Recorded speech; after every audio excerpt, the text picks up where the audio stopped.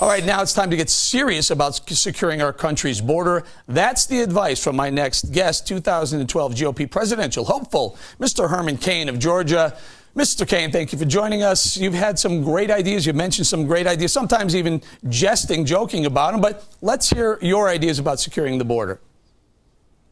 First of all, Eric, we need to work on the right problems. This whole immigration issue is not one problem, it's 4 problems. Secure the border. And the way I would secure the border is like the sheriff mentioned. We need to secure the border with technology and guns. If that takes 6,000 armed agents on the border, we ought to do that. Number 2, enforce the laws that are already on the books. We cannot ignore what the definition of legal is. If we do, we are going to become a lawless society, just the way Mexico is becoming. And as the sheriff pointed out, this isn't just happening south of the border. They are so brazen that they are doing this north of the border in the United States of America. Number 3, let's make it easier for business to hire people that we know are here legally. Enforce, promote the path to citizenship that's already here. We cannot continue to turn a blind eye on this issue. We've got 4 issues. And the fourth component of my whole approach, empower the states to do what the federal government is not doing and what the federal government will not do. President Obama's remarks that you had at the top of this show is an illustration that he is not only out of touch with what's really going on, but that he has absolutely no intentions of getting serious about making it a priority, empower the states like Arizona is trying to do to protect themselves. Well, I'm glad you brought that up because number 2, you said enforce the law. And then number 4, you said empower the states to do what the federal government isn't doing. And then you have Governor Brewer last night mentioning she's going to have to take this case to the Supreme Court, the case that the White House is suing Arizona over SB 1070. Weigh in on that, will you? Yes. First of all, it is ridiculous that the federal government sued Arizona to begin with. And secondly, now that Arizona has to use the time and the resources to defend themselves and to prove that they are doing what they have a right to do to protect themselves, this is just creating another distraction, which this administration is really good at. You know, like you said earlier, the only reason that the president is trying to make immigration an issue right now, it is to distract from failed economic policies, distract from the recent news that the unemployment rate had gone back up to 9%, distract from the fact that there are things that he could do about helping to stabilize gasoline prices if he were to announce an aggressive drill here, drill now plan. This is just another diversionary tactic to get most of the people focused on things away from his lack of solid common sense solutions for all of these other issues that we face. All right, let's talk about a couple of the other issues. You know, you've had some stellar approval ratings jump since the South Carolina debates last week. Talk to us a little bit about what you would do about that, what I mentioned earlier in the show, a $14 trillion deficit, debt that America's saddled with.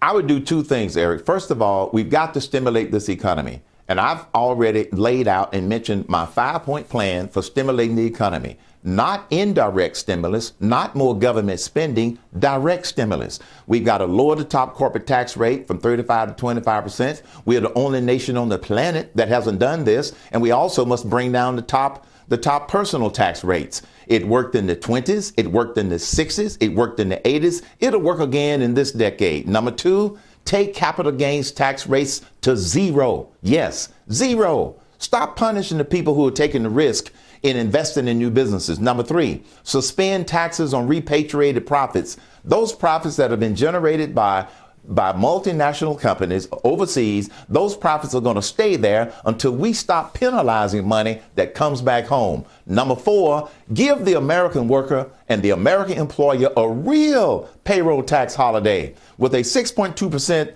payroll tax holiday for a year for the employee and the employer. Those are direct stimuli, Eric. They have worked throughout history. And then here's the 5th thing that we do.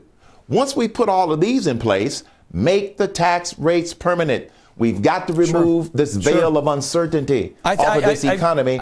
if we're going to get it going. I like the last one. Look what's happened since President Obama went ahead and signed Bush tax cuts 2 years into the future. Look what's happened to the to the market. The economy is actually growing jobs for the first time in 2 years. And that only happened. It lines directly up perfectly up with the signing of that bill, extending the Bush tax cuts.